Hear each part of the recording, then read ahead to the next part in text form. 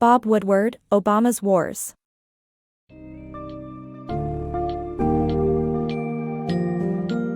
Dive into the intricacies of Obama's wars by Bob Woodward and unveil the compelling challenges faced by the newly elected President Barack Obama in 2008.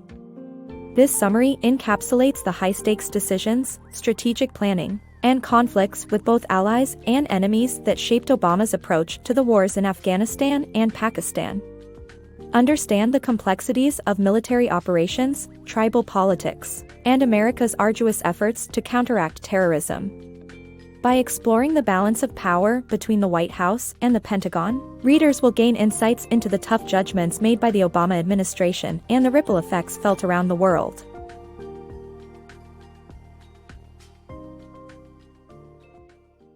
Obama inherits challenges.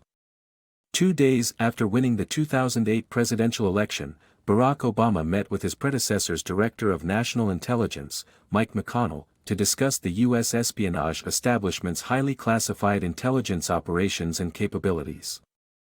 Obama learned that Pakistan, with its porous border with Afghanistan, posed a larger threat to his military's 161,000 troops in Iraq and 38,000 in Afghanistan. Tribal chiefs working with the Taliban ruled over Pakistan's federally administered tribal areas, and the ISI, Pakistan's military espionage unit, played both sides, ostensibly supporting U.S. interests while arming and funding the Taliban. This left the newly elected president with the challenging task of withdrawing troops from Iraq and forging peace in Afghanistan, while simultaneously dealing with Pakistan's duplicity.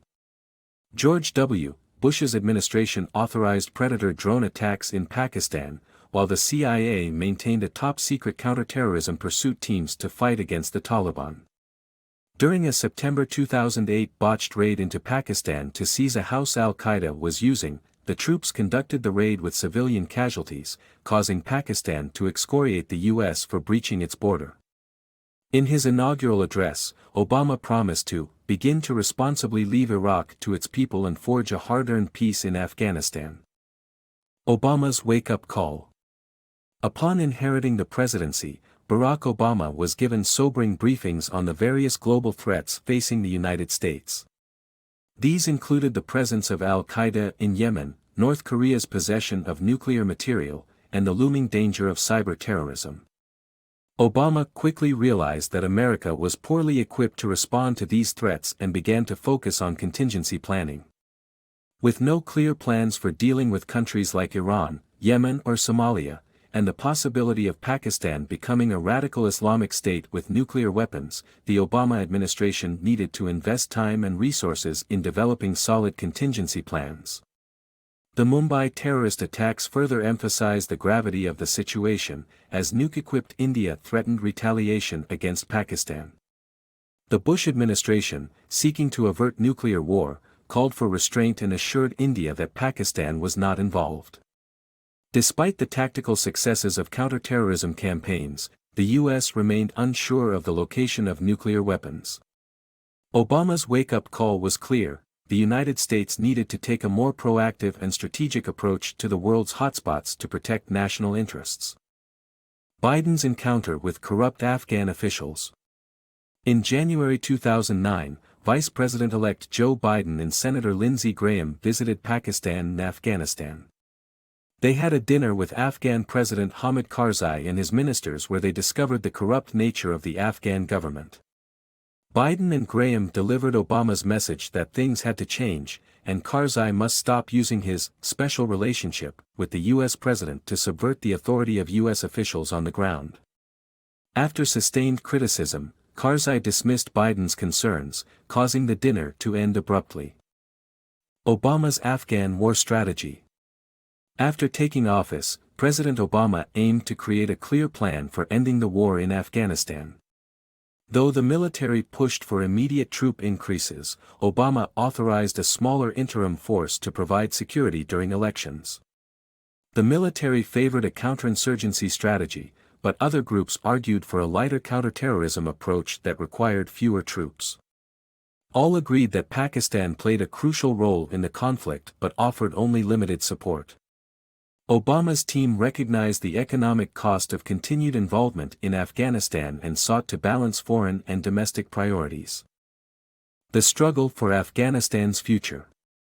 General James L. Jones, a former Marine commander, met with U.S. commanders in Afghanistan to outline the administration's desired outcomes of security, economic development, and governance. However, the military leaders were focused on a counterinsurgency strategy and less interested in building Afghanistan's economy and government. As the military brass kept demanding more troops, a rift grew between the White House and the Pentagon. The military seemed to be trying to box in the president by leaking stories to newspapers on the need for more troops to win the war. Inside the White House, disputes broke out over semantics, causing distrust between the Obama political staff and Jones's national security team. Despite the Afghan elections reputedly being rigged, the Afghan police force remained illiterate, drug-infested, and with up to 25% annual attrition. General McChrystal believed that the U.S. would suffer dire consequences unless more troops followed, but this reaction helped solidify the U.S.'s core objectives. The policymaking emphasis had since shifted to finding ways to degrade the Taliban's power and hopefully encourage their reintegration into society. Obama's search for a strategy. President Obama's struggle to finalize a strategy for Afghanistan and Pakistan is detailed in this book summary. The president's patience wore thin with lengthy discussions and conflicting opinions from his advisors, prompting him to seek alternative options. After attending a solemn military ceremony, he penned his final orders, outlining several objectives aimed at neutralizing the Taliban's influence and al-Qaeda's presence in the region.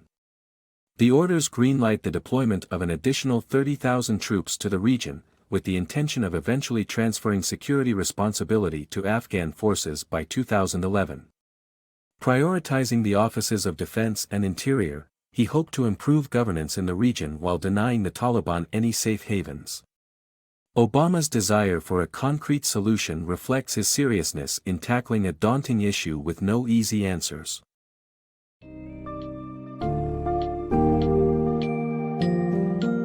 Bob Woodward's Obama's Wars provides an enlightening and comprehensive look at the complicated situation inherited by President Obama. The summary highlights the key themes, including the difficult decision-making process, the impact of regional politics, and the pervasive tension between the military and political spheres. The crucial issues faced by the United States in Afghanistan and Pakistan come to light, as well as the tremendous efforts made by the Obama administration to combat terrorism, improve governance, and build alliances. As the story unfolds, readers are offered valuable perspectives on the challenges, strategies, and outcomes of President Obama's tenure in office.